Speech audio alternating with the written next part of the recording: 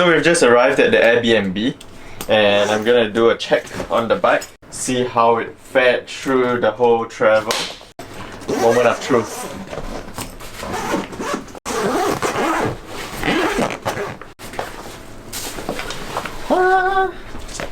Okay, everything looks fine.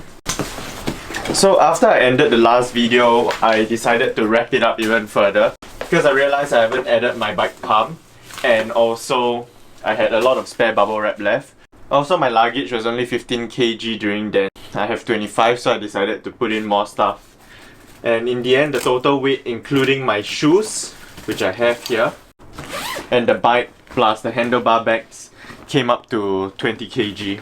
So still pretty light. I have two pairs of shoes, a pair of running shoes and a pair of cycling shoes. The wheels look okay as well. Yeah, still round. Very good. And then this is the handlebar bag. So in addition, I brought lube, spare tube. Although I'm on tubeless, so hopefully I won't need it. Tire levers. Okay, so we're gonna set it up now. Are you set up your whole bike now? It's very fast. Oh, okay. 5 minutes. Okay. Okay, Yeah. Let's see how long this 5 minutes actually is. I think the plan to wrap the bubble wrap around this whole chainstay area worked because everything looks quite okay. So I'm putting back the rear derailleur now. I took it out in transit and then I stuck it to the bottom of this bike bag so that it wouldn't get bent or damaged in transit. So this is the part where we reinstall it.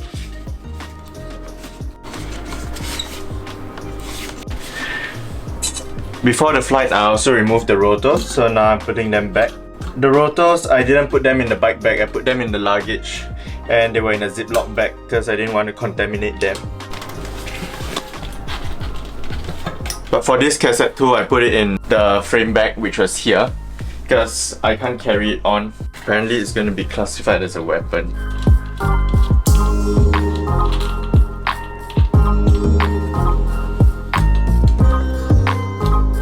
So I always think the rotors are the most tricky part because you don't want them to get bent, but at the same time you also cannot contaminate them by like touching them. So you gotta really make sure that you put them in a Ziploc bag and in somewhere that it won't be squished.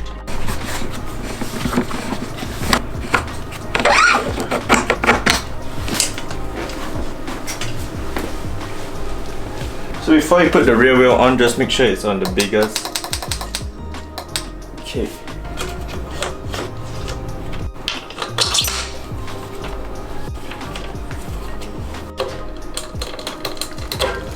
Okay, moment of truth, and it works.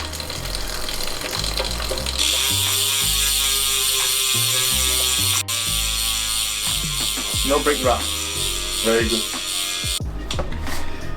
Okay, so first time using this bike bag, my review is that it's quite good.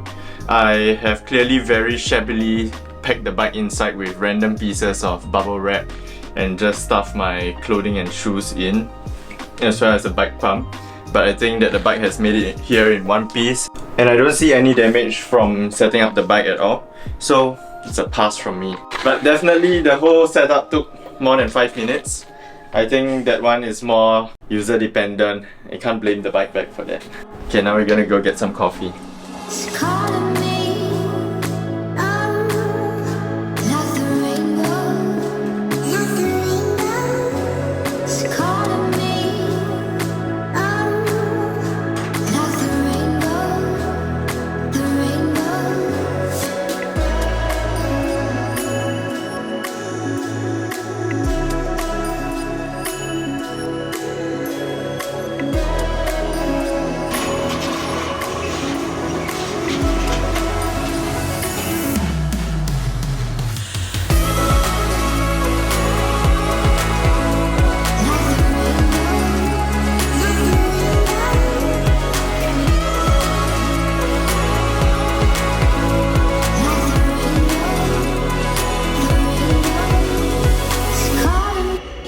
This is where the guys usually sit in the women's store.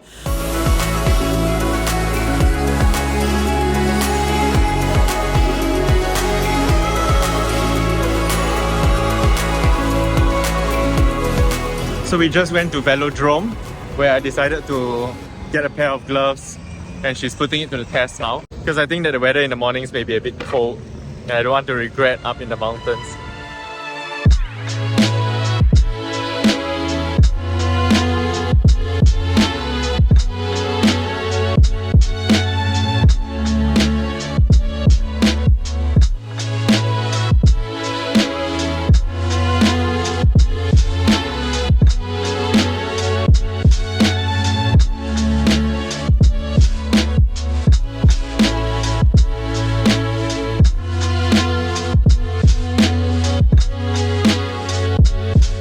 Good morning, welcome to today's video.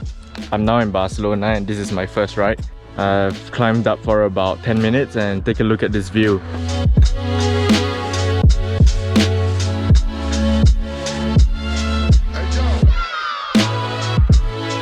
Finally got my bike out. Brought the Ascent wheels with me on this trip, so hopefully they won't disappoint, and I don't think they will. So far they've been very nice, working reliably as expected. The route for today is exactly the same as the one I did with KCY when we came here in 2019. Total of about 83k, 1300 meters of elevation, about 5 climbs. So we go up and down 5 times. So a bit of a weather check. It's about 12 degrees now according to the Wahoo. Woke up this morning and it was like 5 degrees, so I decided to go out in the afternoon instead, and it's a lot warmer now. A lot colder than what I'm used to, but it's a lot nicer than riding in the heat.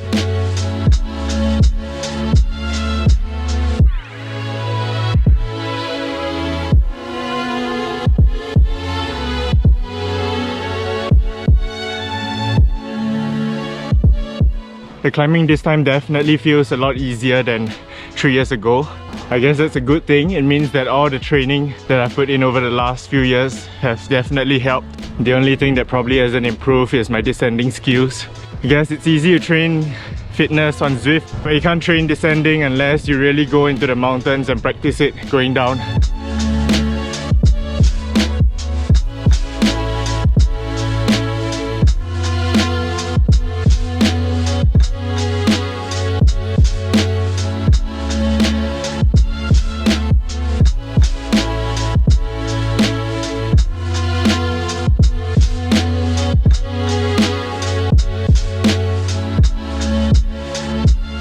I almost lost my drone.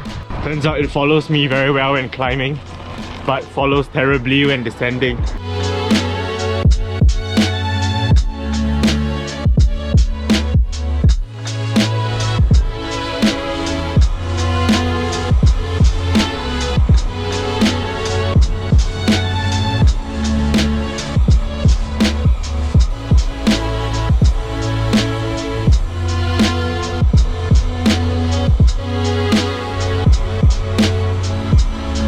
Barcelona will always be a special place for me in terms of cycling because it's the first place that I properly rode overseas. It was the first time that I experienced riding in a place with very nice climbs and good weather. Climbs here are really smooth and the gradient is so nice. So since the last time I rode here in 2019, I always wanted to come back, and I told myself that the next time I'm back, I'll bring my own bike. So I did, and this time I decided to add Calpe and Girona to the list as well.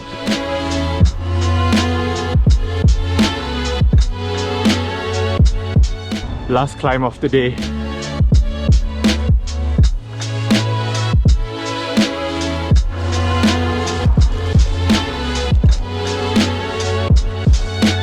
Perks of using a frame bag.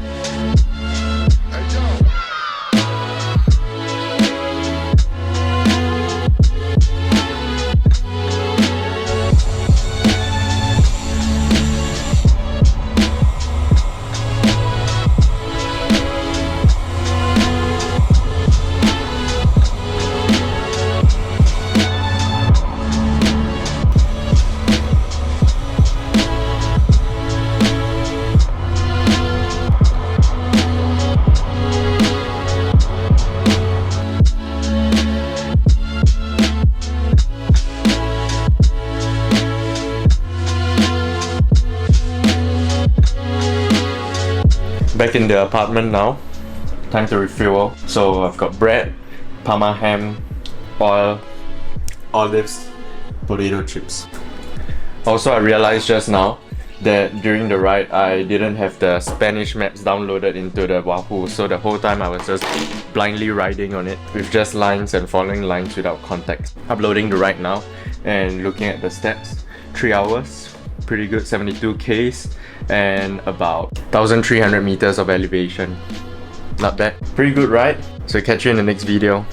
Bye bye. Okay, so I've thrown all the bubble wrap and all the random pieces of kit inside. So I'm just gonna show here how easy it is to actually just fold down this entire thing from the full size to just a tiny bit. And then you can either just stow it under the bed for the rest of the trip, kind of like this, and it really doesn't take up a lot of space. I sound like I'm promoting this thing, but I'm really not sponsored. It's just my first time using this and I'm really impressed with it.